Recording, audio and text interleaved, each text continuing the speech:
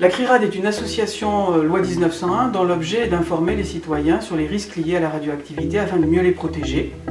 Et elle dispose pour cela d'un laboratoire de mesure qui est capable de faire des analyses et des contrôles sur la radioactivité. Nous allons faire des mesures sur un objet qui est en fait un carreau de cuisine qui a été découvert chez un citoyen qui a pu faire des contrôles avec un petit compteur Gégère.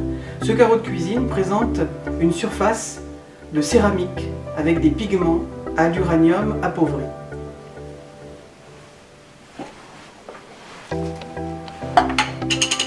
Voilà le carreau.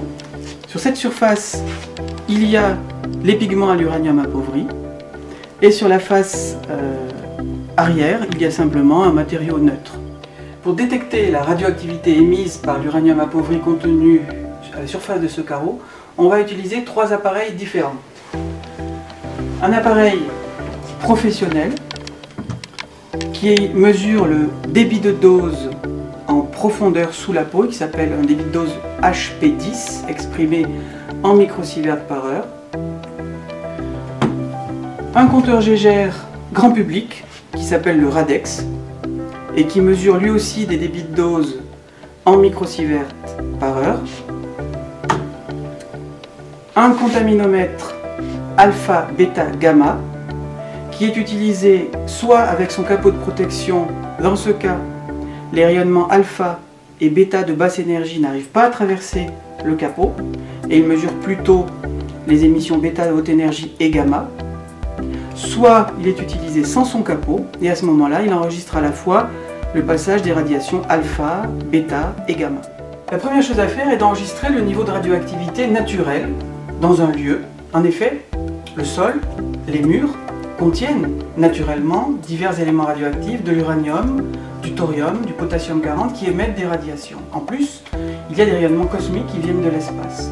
Donc lorsqu'on va allumer ces appareils, même sans objet radioactif dans notre environnement, on va détecter un niveau de radiation naturel que l'on va maintenant mesurer. Avec le compteur proportionnel, on mesure un débit de dose dans cette pièce qui est lié à la radioactivité naturelle et qui est de 0,1 microsieverts par heure. Ça correspond au niveau naturel ambiant un peu partout en France.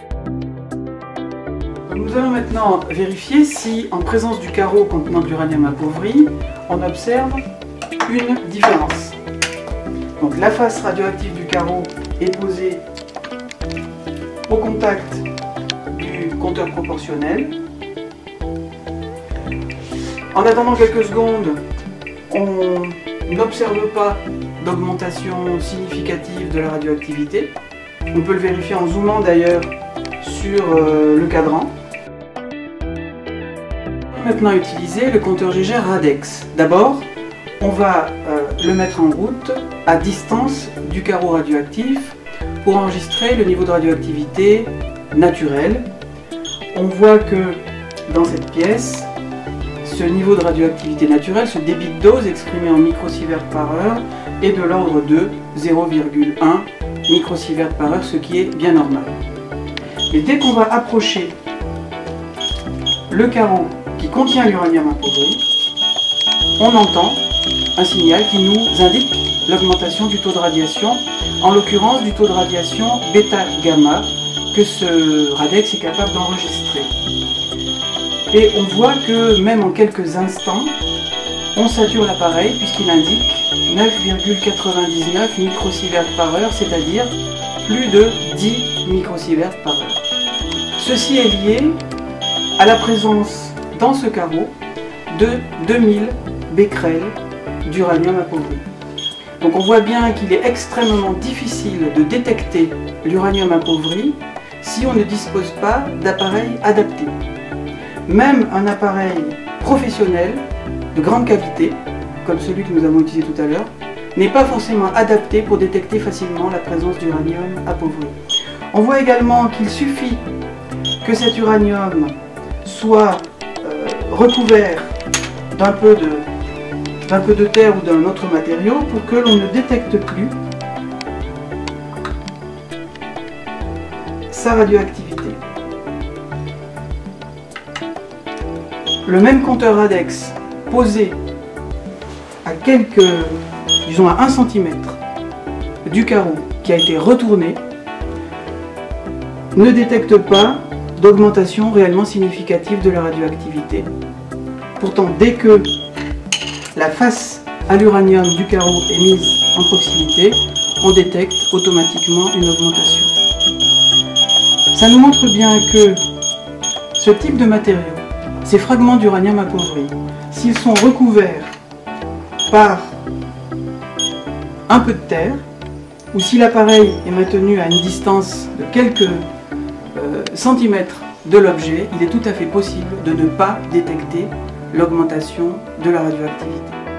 Le contaminomètre alpha, bêta, gamma enregistre dans cette pièce un taux de comptage en coups par seconde qui est normal, qui est de l'ordre de 0,4 à 1,2 coups par seconde. Que l'appareil soit protégé par son capot ou que le capot soit enlevé, ça ne change rien. Par contre, au contact du carreau à l'uranium, on va observer une forte augmentation du taux de radiation qui dépasse les 400 coups par seconde.